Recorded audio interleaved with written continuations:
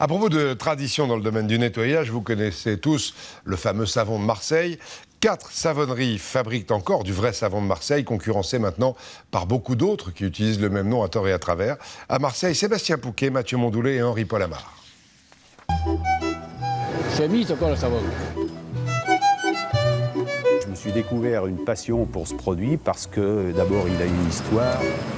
Le savon est un produit vivant. Parce qu'en plus, ça conserve le savon. Hein. Regardez, 50 ans, pas une cheveux blanc. Nous sommes dans la plus ancienne savonnerie de Marseille encore en activité. Plus d'un siècle d'histoire et des murs qui la respirent, des ouvriers qui la transpirent. Michel, maître savonnier, a toujours un œil sur ses cuves enfumées. C'est lui qui détient le savoir-faire d'antan, qu'il reproduit aujourd'hui dans la pure tradition. Là, je le touille un petit peu. Je regarderai sa teneur en soude, son sel. Et là, je vais le faire cuire pendant à peu près 4 à 5 jours. De l'huile d'olive mélangée à la soude et nettoyée à l'eau salée, une recette inchangée depuis le XVIIe siècle. Et petit à petit, le savon prend forme dans un balai de vieille mécanique d'après-guerre. Un balai que dirige d'une main de maître Éric, chef d'atelier. C'est quand même un produit ancestral qui a fait vivre des familles entières sur Marseille et ses environs.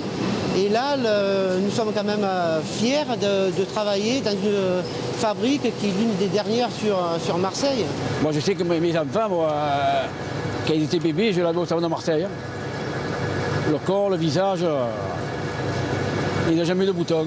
L'ère du savon a connu son apogée vers les années 1850. Marseille comptait 90 savonneries. Aujourd'hui, il n'en reste plus que 4 dans la région. Ces murs, ces décors industriels sont empreints de nostalgie. Il en fallait bien quelques-uns pour croire en serait fou de perpétuer une tradition. L'histoire remonte aux alentours des années 1850. C'était à l'origine une fabrique de bougies qui est devenue exclusivement une savonnerie à la fin du 19e siècle. Et donc la salle dans laquelle nous nous trouvons est la salle traditionnelle dite des chaudrons. Et les ouvertures qu'on voit là sur le côté des chaudrons sont les ouvertures dans lesquelles avant on faisait le feu. Des flammes, de la soude, de l'huile et de la sueur. Le métier de savonnier était un métier très dangereux. C'est pourquoi les ancêtres de Michel, notre maître savonnier, avaient une protectrice. Elle est toujours là. Et oui, en plus on est de Marseille, qu'on garde encore des choses de Marseille. Hein.